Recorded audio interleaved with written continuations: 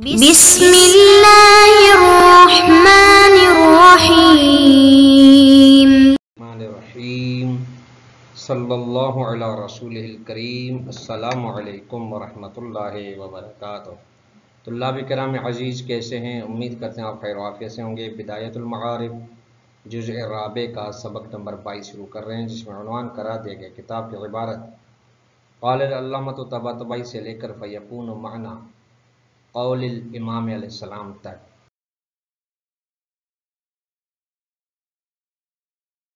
کرام عزیز، آج کے درس میں جو نکات بیان ہوں گے وہ یہ ہیں۔ نمبر 1، آئے یمحو اللہ ما یشاء ویثبت وعندہ ام الکتاب کے ذیل میں علامہ طباطبائی کا نظریہ بیان کیا جائے گا کہ اس سے مراد کیا ہے، اور علامہ طباطبائی نے اس سے بدا مراد لی ہے۔ نمبر 2، بدا کی 2 اقسام ہیں، ان کی وضاحت کی جائے گی، اور وضاحت کی جائے گی کون سی قسم خدا کے لیے محال ہے اور کون سی قسم خدا کے لیے ہو سکتی ہے۔ آئیے عبارت کو ملاحظہ فرمائیں۔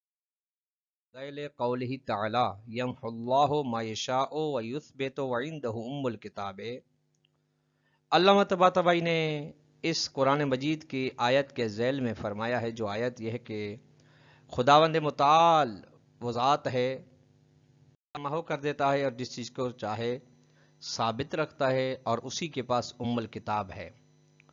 ما حاصل ہو، علامہ طباطبائی کے کلام کا خلاصہ یہ ہے، فرماتے ہیں اس آیت کے ذیل میں کہ انما البداء ظہور امر منہ تعالی ثانیا بعد ما کان ظاہر منہ خلاف اولا۔ بدا کا مطلب یہ ہے کہ خداوند متعال کی جانب سے دوبارہ یعنی دوسرے مرحلے میں، بعد میں خداوند متعال کی جانب سے ظاہر ہو کوئی چیز، کوئی حقیقت، جو کہ پہلے وہ جو بعد میں ظاہر ہو رہی ہے وہ پہلے ظاہر شدہ سے برخلاف ہو، اس کے الٹ ہو، اس کے برعکس ہو۔ جس طرح سے طلاب کرام عزیز بیت المقدس سے منہ موڑنے کا حکم دیا گیا کہ آج کے بعد بیت المقدس کی طرف رخ کر کے نماز نہ پڑھیں، بلکہ کعبۃ اللہ کی جانب نماز منہ کر کے نماز پڑھیں۔ فہو، یہ بدا محو الاول و اثبات ثانی، بس بدا یہ کہ یعنی پہلی چیز کو مٹا دینا، دوسری کو قائم رکھنا، یہی بدا ہے۔ واللہ سبحانہ عالم بہما جمیعا، خداوند متعال دونوں چیزوں کے بارے میں علم رکھتا ہے مکمل طور پہ بدون کم و کاست۔ ہاں، فرق یہ ہے کہ بندوں کے لیے پہلی چیز کا علم ہوتا ہے، لیکن جو دوسری چیز ظاہر ہوتی ہے خدا کی جانب سے، اس چیز کا بندوں کو پتہ نہیں ہوتا، لیکن خدا کو اپنے علم ازلی کے ذریعے سے پتہ ہوتا ہے کہ فلاں پہلی چیز فلاں وقت تک کے لیے ہے، اور بعد والی چیز اب اس وقت کے بعد سے شروع ہوگی، اور وہی جب ظاہر ہوتی ہے، اس کے آغاز ہوتا ہے، تو بندوں کے لیے وہ چیز نئی محسوس ہوتی ہے اور پہلی چیز پرانی۔ وَهَذَا مِمَّا لَا يَسْعُ لِذِي لُبٍّ انکارہ، یہ وہ ان باتوں میں سے ایک بات ہے جس کے صاحب عقل جس کے انکار کی گنجائش نہیں رکھتا۔ فَإِنَّ لِلْأُمُورِ وَالْحَوَادِثِ وُجُودًا بحسب ما تقتضیہ اسبابہ الناقصۃ۔ غور فرمائے گا طلاب کرام اس بیس پہ جو ابھی اس جملے میں فرمانا چاہتے ہیں کہ جتنے بھی کام، جتنے بھی حوادثات ہیں، ان کے وجود ایک لحاظ سے ان کے اسباب ناقصہ کو دیکھ کے، چونکہ یہ عالم میں اسباب مسببات ہے، کسی بھی چیز کا وجود بغیر سبب کے نہیں آ سکتا، اور اس بعض اشیاء ایسی ہیں جن کے لیے چندین وسائط و اسباب ہوتے ہیں اس کے وجود میں آنے کے لیے، وجود خارجی میں آنے کے لیے۔ ایک مرتبہ وجود ہے ایک چیز کا، حوادث و اشیاء کا، ان کے اسباب ناقصہ کو دیکھتے ہوئے، وہ کیا ہے؟ اسباب من علت ناقصہ، اور شرط یا شرط ہے، اور مانع یا مانع، ربما تخلف عنہ۔ فرق یہاں یہ گویا کہ ایک قسم کا فرق ہے، اس میں تخلف پذیری ہے، یعنی علت ناقصہ موجود ہے، شرائط مکمل نہیں، کچھ شرط ہیں، موانع آ گئے ہیں، تو علی القاعدہ یہ چیز اگر اسباب ہیں تو ہونے چاہیے، لیکن چونکہ ناقص ہیں اس لیے اس چیز کا وجود نہیں آ رہا، وجود کے لیے علت تامہ ہو شاطر۔ دوسرے الفاظ میں علت ہے، سبب علت ہے، معلول نہیں ہے، شرط ہے، مشروط نہیں ہے، یہ تخلف پذیر کا امکان ہے۔ وجودن، اور دوسرا یہ اس وجود پہ دوسرا ایک قسم کا وجود ہے بحسب ما تقتضیہ اسبابها وعللها التامۃ، وہ اس حساب سے ہے کہ جس کا اس وجود کا اس کی علت تامہ، علل تامہ اور اسباب تامہ تقاضا کرتے ہیں، یعنی ایک چیز کے وجود کی اسباب تامہ و علل تامہ کو دیکھا جائے گا ایک لحاظ سے تو وہ ثابت، تو وہ حتماً موجود ہوگا۔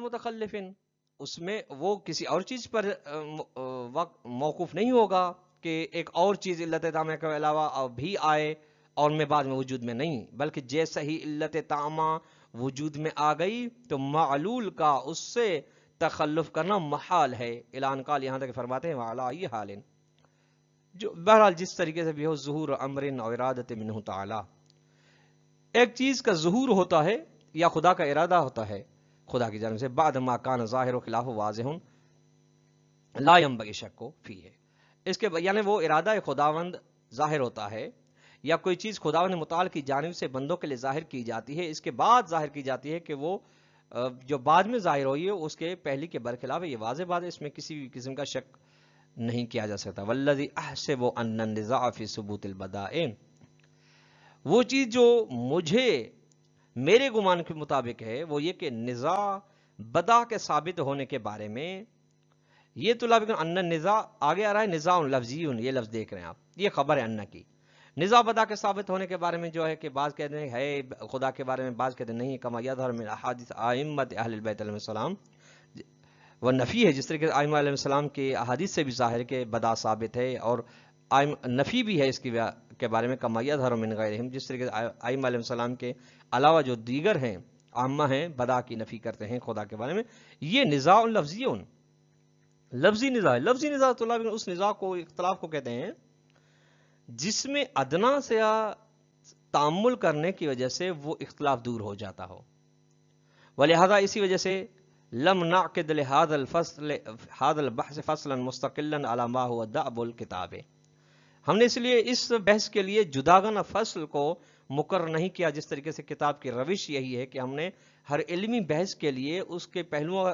اس کی جزئیات کو آپ کے سامنے، پڑھنے والوں کے سامنے رکھنے کے لیے ہم نے ہر فصل منعقد کی، لیکن اس لیے چونکہ اس میں نزاع لفظی ہے، کوئی خاص اس کا ثمرہ نہیں ہے اس نزاع کا، ہم نے اس کے لیے جداگانہ فصل مقرر نہیں کی۔ وَمِنَ الدَّلِيلِ عَلَىٰ كَوْنِ النِّزَاعِ لَفْظِيًا، اب یہ تو ٹھیک ہے نزاع لفظی، لیکن نزاع لفظی ہونے کی دلیل کیا ہے؟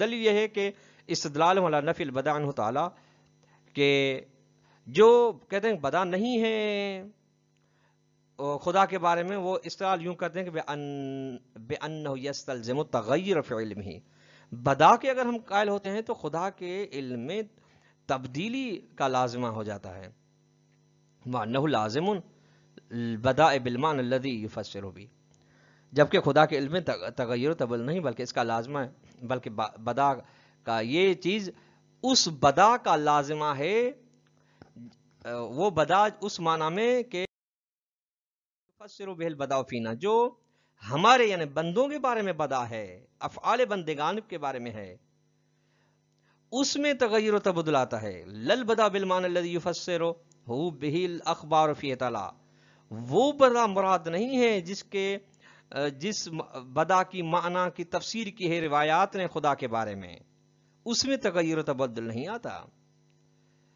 تفسیر میزان جلد نمبر 11 صفحہ نمبر 420۔ لہذا بدا دو ہو گئے، ایک بدا قابل تغیر و تبدل، دوسری بدا قابل تغیر و تبدل نہیں۔ جو قابل تغیر و تبدل ہے وہ ہمارے افعال کے ساتھ تعلق رکھتی ہے، اور جو غیر تغیر و تبدل ہے وہ خدا کے علم کے ساتھ تعلق رکھتے ہیں۔ فالبدا والا قسمین، بس بدا کی اس بنا میں دو قسمیں ہوں گی، احدہما محال، ایک نہیں ہو سکتی، محال ہے، کما تدل علیہ الادلۃ العقلیۃ، جس ادلہ عقلیہ کے بھی اس کے بارے میں رکھتے ہیں، اگر بدا خدا کے بارے میں ہم قائل ہوتے ہیں کہ تو لازمہ آتا ہے نقص، عیب، جہالت، جو کہ محال ہے۔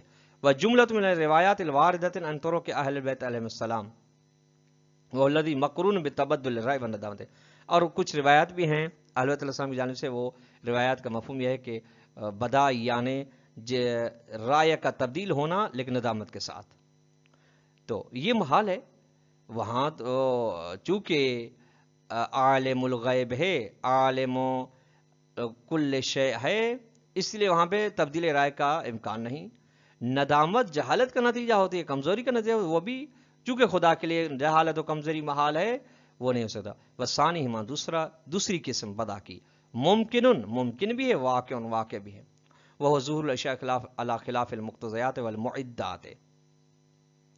وہ یہ ہے کہ اشیاء کا ظہور اپنے اسباب کے برخلاف، اپنے علت معدہ کے برخلاف. معدات یعنی اسباب، مقتضیات یعنی اسباب ہیں لیکن شے کا اثر نہیں ہے، یا اسباب نہیں ہیں لیکن پھر شے کا اثر ہے.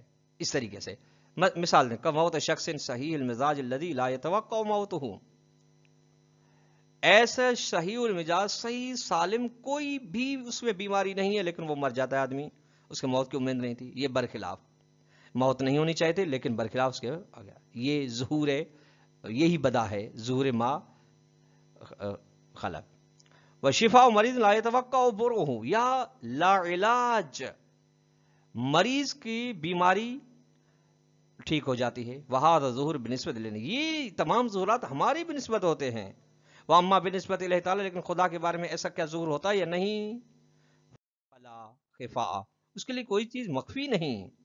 بل علمہ من الازل، ازل ہے، بلکہ خدا کا علم ازل سے ہے. وبتعبیر آخر، دوسرے الفاظ میں، فهو ظہور منہ خفاء لا ظہور له تعالی. خدا کی جانب سے ظہور ہے ایک مخفی چیز کا، نہ کہ خدا کے لیے ظہور ہے. خدا کی جانب سے ظہور ہے ہمارے لیے، لیکن ایسا نہیں کہ ایک چیز خدا کے لیے ظاہر ہو رہی ہے بدا کی صورت میں. والمحال هو الظہور له، جو چیز محال ہے، بدا کا جو معنی محال ہے، وہ خدا کے لیے کسی چیز کا، کسی امر کی کا ظاہر ہونا ہے. لظہور منہ لنا، وہ بدا محال نہیں ہے، جو بدا بے معنی ظہور ہے خدا کی جانب سے لیکن ہمارے لیے. جس طریقے سے خداوند متعال نے، ہمیں پتہ نہیں تھا کہ، یا نبی اکرم صلی اللہ علیہ وسلم کے دور کے صحابہ کو یہ پتہ نہیں تھا کہ کعبۃ اللہ کی جانب بھی رک کر کے نماز پڑھنی ہے، لیکن بیت المقدس کی طرف نماز پڑھتے دوران نماز حکم آتا ہے کہ اب منہ موڑ لیں، کعبۃ اللہ کی جانب منہ کر کے نماز پڑھیں. یہ خدا کے علم میں ازل سے ہے، لیکن ہمارے لیے یہ برخلاف توقع ظاہر ہو رہا ہے، ہمارے لیے بدا ہے خدا کی جانب سے، خدا کے لیے بدا نہیں ہے. بس فالبداء المحال هو التبدل والتغیر فی ناحیت علمہ ذاتی. بس وہ چیز جو، وہ بدا جو محال ہے خدا کے بارے میں، وہ ہے ایسی تبدیلی اور تغیر کا آنا جو خدا کے علم ذاتی میں تغیر کا سبب بنے. اور خدا کے علم ذاتی میں تغیر کا لازمہ، ذات کے اندر تغیر لازم آتا ہے، اور ذات کے اندر تغیر کا امکان نہیں پایا جاتا. وہ الذی لا یأکل بأحد من الشیعۃ، اور یہ اس معنی کے بارے میں جو کہ بدائے محال، اس کے بارے میں کوئی بھی ایک شیعہ قائل نہیں ہے. ہاں، وَأَمَّا التَّبَدُّلُ وَالتَّغَيُّرُ فِي النَّاحِیَةِ فِعْلِهِ تَعَالَى، فعل خداوندی میں جس کا یہ دو پہلو ہیں، ایک خدا کی جانب، دوسرا مخلوقات کی جانب، اس کے اندر تغیر و تبدل جو بدا ہے، سواء کان تکوینیا، چاہے تغیر و تبدل تکوینی ہو، جس طریقے سے ایک لا علاج بیمار ہے وہ ٹھیک ہو جاتا ہے، یا ایک شخص ہے جو صحیح و سالم ہے، بالکل کسی بھی قسم کو اس کو تکلیف نہیں، لیکن وہ اس دنیا سے چلا جاتا ہے. یہ تغیرات ہیں، یہ تبدلات ہیں.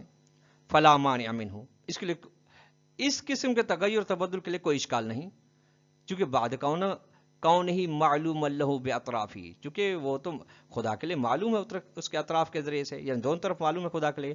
وہ الذی اعتقدہ شیعۃ بہ، اور اسی بات کا عقیدہ رکھتے ہیں شیعہ.